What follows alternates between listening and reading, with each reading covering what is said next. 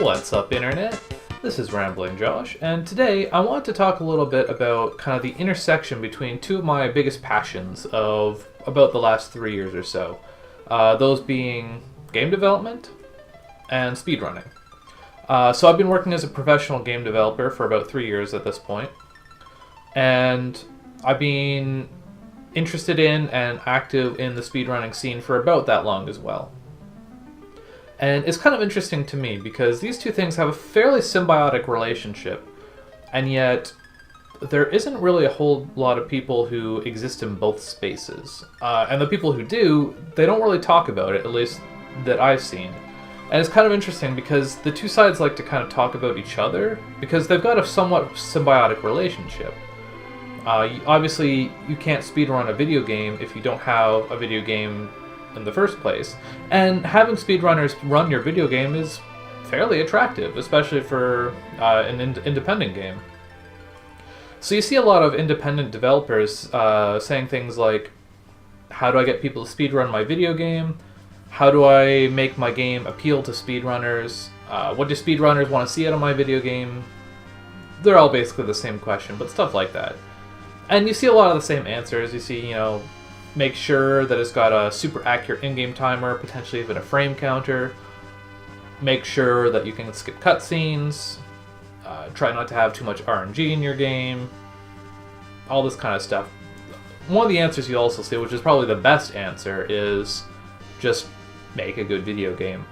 But it's also true that none of those are really difficult answers to come to. If you have even a passing interest in speedrunning, then these are all answers that a developer could probably pretty quickly come to themselves. But then on the other side of the equation, a lot of times, because speedrunners, the very nature of it is that you're basically breaking the game, you're looking for bugs, you're looking for things that are not intended in order to go as fast as you can. A lot of times you'll see speedrunners say things like, this game is not very well programmed, or the developers were lazy, and there might be some truth in that, but it's probably not the case. And I think usually people are pretty tongue-in-cheek when they say things like this. But I do think it's important to point out that when you're making a game, it's impossible to make it infallible from all angles at all times.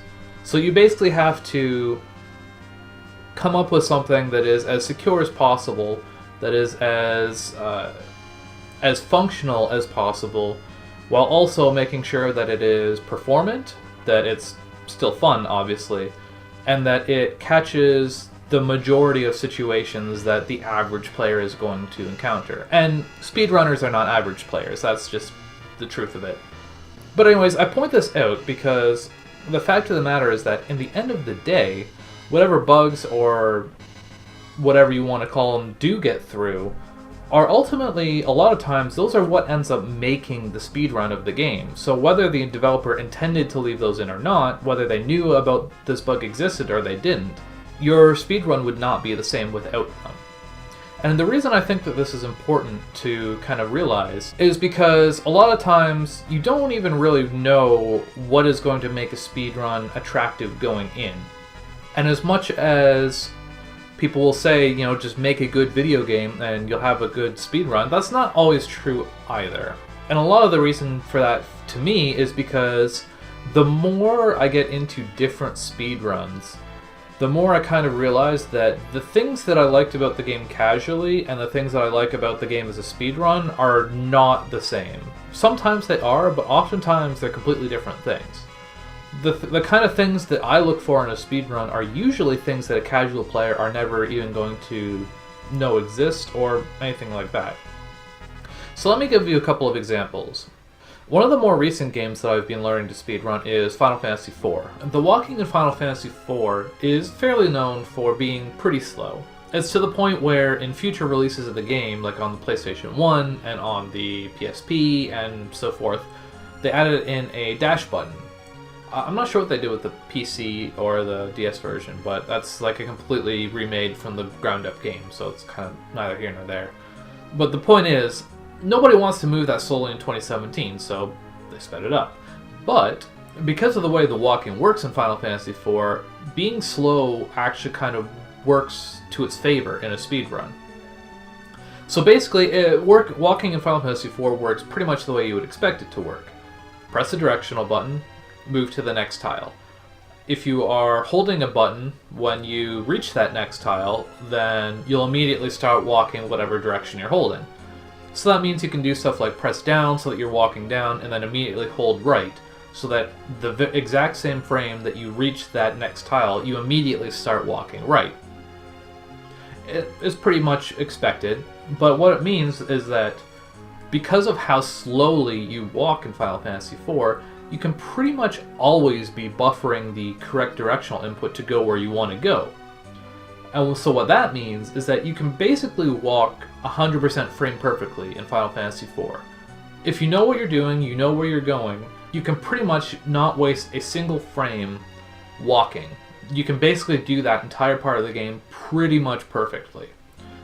If a computer or a tool-assisted run of that game were to walk, it would not really be any faster than a human doing it, and it's not even that hard for a human to do it perfectly, and that to me is pretty cool, because it basically means you can take what is essentially the most boring part of the game, and you can just be like, okay, I know that I'm not ever going to lose any time doing this, unless I like mess up and accidentally walk into a wall or something.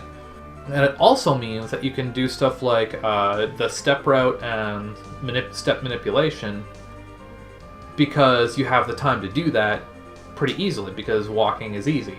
And that's another example of what I mean. So step routing and step manipulation pertains to the way that random encounters work in Final Fantasy IV, because it's actually very rudimentary.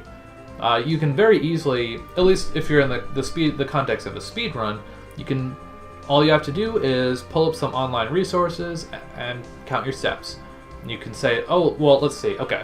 I got an encounter on step 15, step 27, and step 54. Well, if I look over here, I know, whoa, that's seed 50, is that seed 53? Yeah, that's seed 53. Isn't that handy?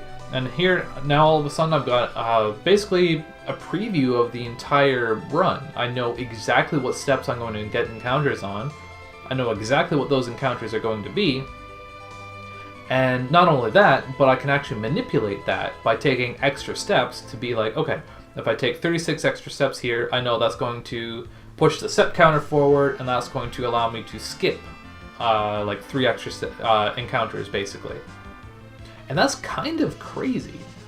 And that's all because of the simplicity of the way the system works. Like, you would assume that a more modern game is going to have a much more complicated system, and you would assume that that's going to be a good thing. And as a developer, you're like, well, I don't want people to be able to game the system. But if you think about it, like, for one, when you're playing Final Fantasy IV, it's pretty likely that you don't notice any of this. It just seems like it's just straight up, yeah, it's random. Well, it's random. And it is random. But its randomness is simple enough that you can understand it, and you can manipulate it, which to me is really, really cool. And getting away from like steps and walking and all that stuff, one of the kind of bugs that you see very often in older games is underflowing or overflowing, which is a pretty straightforward concept. If you know anything about programming, it basically just means that when a value that is held in memory exceeds the amount of space allocated for that value, it'll just wrap around. So the most common one that you'll see in speedruns and stuff like that is that if you go past 255, oftentimes values will wrap around to 0. Or vice versa. If you try and go below 0, it'll go up to 255. And it's pretty easy to have checks in place and stuff for that kind of thing. It's pretty easy to prevent those wraparounds from happening. But at the same time, a lot of them are really cool. There's a lot of games where the speedrun of that game is contingent on something like, I was able to duplicate my items by doing this really weird, convoluted trick that, like, I tricked the game into thinking that I had 0 of this item, and then I sold one, so then it wrapped my count around to 255, and it's like, whoa, I've got 255 of this item. Maybe I can sell all those and get like a million gold, or something like that, right? Like, that's a concept that's pretty common in speedruns. And that's the kind of thing where you think like, oh, that's awful, I've got to take that out. But again, it's one of those things where, in my opinion, you kind of have to weigh how many people are actually going to discover that you can do this, how much does it screw with the casual experience, and how much does it make the speedrun? Obviously, as a developer, you're not necessarily going to know that that makes the speedrun, but looking at it kind of after the fact, you can kind of say, like, if this bug wasn't in the game, it would kind of suck. Like, this is something that we do in Final Fantasy IV, again, using that as an example, where at the very start of the game, we duplicate items to get, like, 65 million gold. We use another bug so that we can use that gold to buy a bunch of dancing daggers. And you can use those dancing daggers to completely destroy, like, the start of the game. And that seems like an awful thing, but as far as the speedrun is concerned, if you can't do that, the speedrun is really, really miserable. And that's a bad thing, right? And those are just a bunch of examples of, kind of like I said, they're systems that are complex enough that they give you the expected performance for a casual player. A casual player is probably never going to realize that these systems work the way that they do, or that they're so easy to manipulate or break in good ways. And this is like barely even touching on the surface of the topic of like actual like gameplay design for a speedrunner, because like for the most part, like I said, it pretty much comes down to make a game that's fun to play, and it will probably be a fun game to speedrun. But there's a lot of little ways I think that you can design the systems of your game such that it will appeal to a speedrunner, and I feel like this is kind of an avenue of thought that pretty much nobody is going down. So hopefully this kind of inspired some people, whether you're a developer or a programmer or not. Hopefully it will inspire some people to kind of think about that a little bit. The way that there's just the subtle little ways you can make your systems such that they are abusable, but only in a good way. So, yeah, that's about it for me. So, thanks for watching, and I will catch you later.